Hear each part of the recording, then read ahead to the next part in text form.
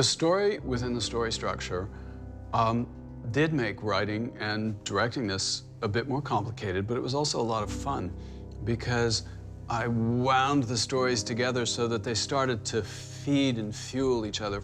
I play two roles. One character is Edward, the writer of the book that Susan is reading. And then I also play Tony, the character in the book. I wanted the audience to begin to connect the two and realize, aha, he's playing both roles. What's he saying here? It is a story that Edward has written about himself, and Susan visualizes it as such. He's had his heart broken. He's had this love that he's had for this woman just torn from him, the potential of a family themselves taken away from him. And this book becomes that same sort of expression. They're one and the same, Tony and Edward, but one is experiencing it in a fictional world and one is experiencing it in a reality. I think Edward figured out a way to write about himself and his experience using metaphor and using imagery to sort of hit it home to Susan. The last time Edward saw Susan was 20 years ago, and she was pregnant at the time or had just had an abortion. So his imagined daughter looks just like the character of Susan, and his imagined wife also looks just like Amy Adams, the character of Susan. Laura is the wife that Susan wishes she could be, and that she had been, because ultimately she loved Edward. One of the things that I like is that I could have been essentially the child that Susan could have had.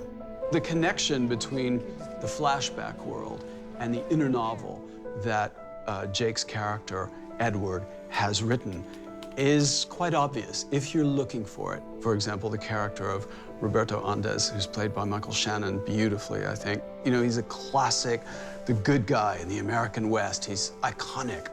Andes represents the little voice that keeps saying, get them, go find them, do it, get revenge. That's what he says in the inner novel. In the outer world, he's saying, write the book, send it to Susan. Let her know that you managed to win. What are we gonna do? It's a question of how serious you are about seeing justice done. Aaron Taylor Johnson's performance for me in this film was a complete revelation. Good evening. Good evening. You know you're supposed to stop when there's an accident, right? Yeah, I know that. And why didn't you stop then? I thought he was perfect for the role, and he was really my very first choice. Ray is a character that is a mirror of Edward's struggles throughout his whole life and then through the story. Edward wants to defeat this guy, wants to stand up to this guy. He's his worst enemy. I know you. What do you say, Ray? You're crazy. You're making a big mistake. This story, for me, is really about not throwing people away. You know, we live in a culture where we throw everything away. It's so disposable. We throw people away. And so Susan's at a moment in her life where she's achieved everything that she thought she should achieve from the outside of what her life should look like, yet she's dead inside. And then all of a sudden this novel arrives, and it reawakens a lot of things that she's already feeling. You know, it's really the last straw that frees her.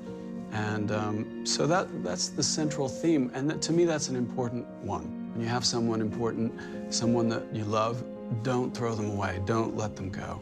And to me, that was the thing really essentially about the story that spoke to me.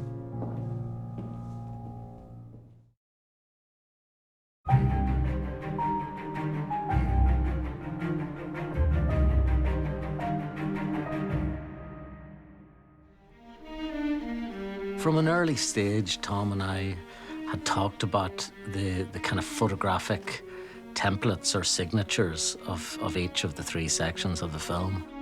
There were things I had to consider. Of course, we couldn't get confused. Which world are we in? And so in terms of grading, in terms of color, in terms of light, they had to look different, they had to feel different, yet at the same time, I wanted the film to have a cohesive look. How do you make Tom Ford more beautiful? I guess you just add Seamus to the equation. You know, every shot that we've gotten has been glorious. We'd always seen Susan's world as having a photographic symmetry and an absence of very vivid color. Susan's world is very cold, so the color tones are cooler. They're bluer. Her life is a bit desaturated, except when there is color, it's garish. It's harsh against the desaturated nature of her world. When we have flashbacks, they're warmer because they're richer for Susan. There's passion, there's something that she feels, and that's magnified through 20 years.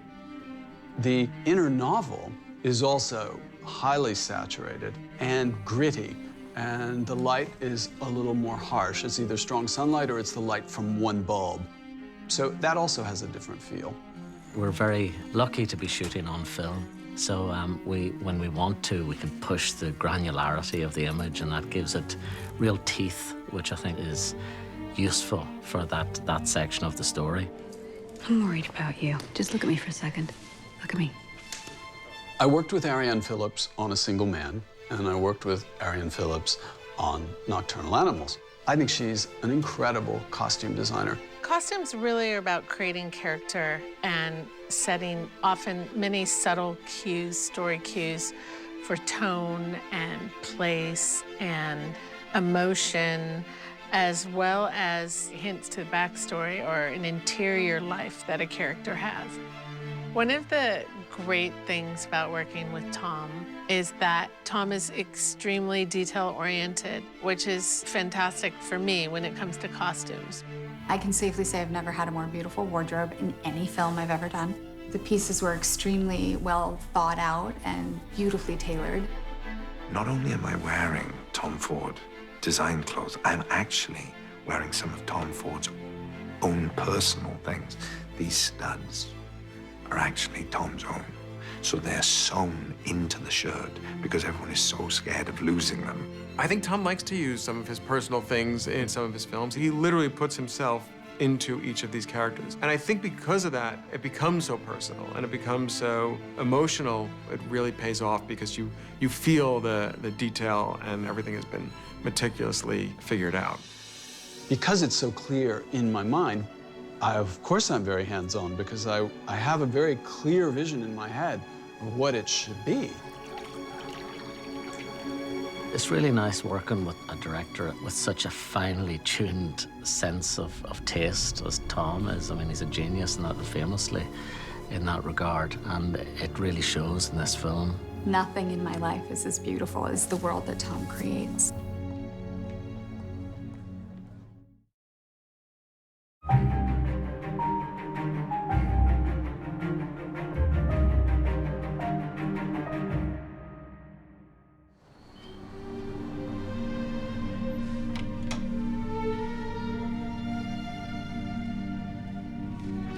When I first read the script, I thought Tom had done such a wonderful job bringing these elements of reality and story and past and present together, but it seemed sort of like an impossible task to put it into a film. And upon speaking to Tom, he had such a strong way of communicating his intent on how he was going to weave seamlessly, and I just wanted to be a part of what that was going to be. Don't do this. You'll regret it, and you'll only hurt Edward in the end. I put a lot of things in the film that maybe you wouldn't see the first time, a lot of moments where the outer story relates to the inner story and all the worlds start to converge. For example, when Susan is reading Edward's writing and doesn't think it's very good, she's lying on a red velvet sofa. In the inner novel, when he kills his wife and daughter, he puts them on a red velvet sofa because that's burned into his mind as a horrible moment where this woman didn't understand him. I did not call you weak. In the breakup scene, the two of them are fighting on the street and she walks away and leaves him. He's standing in front of a green Pontiac GTO. And so, of course, when the killer is written into his story, he writes the killer in this car. So, in a sense, that was burned into his mind. That horrible night she left him, and he's standing there in front of that car. Another point to notice is there's a moment where Ray's licking his fingernails on the top of a car. There's a tiny pink diamond ring on his little finger, which is clearly a little girl's ring. Because, of course, serial killers often keep a memento. There are lots of things like that, that if you're looking for them, feed this inner story that Edward has written and sent to Susan to basically say to her, this is what you did to me. This is what you did. You killed me. You destroyed me. You killed our family. You killed so much of me, but guess what? It took me 20 years But I prevailed. I stuck with what I believed in. I stuck with it. I wrote a novel. It's great. And by the way, through reading this novel, you're gonna fall in love with me all over again. But guess what? I'm over you. I'm over you. It's gone. A lot of people might look at the end of this film and think it was incredibly sad. Maybe there's something wrong with me because, yes, it's sad, but you know what? There are a lot of sad moments in life, but we can grow from them and develop from them. Whatever's going to happen to this woman, she's made a break with her life. The life that she's living that is not making her happy is finished. In that sense, reading this book, which was quite painful for her, was transformative. Because of how Tom tells the story, I think everybody's going to take something different away from the film. It's one of those things where you see the film and then you get to talk about it for days and weeks to come. And those, for me, are the best kind of films, are the films that stay with you.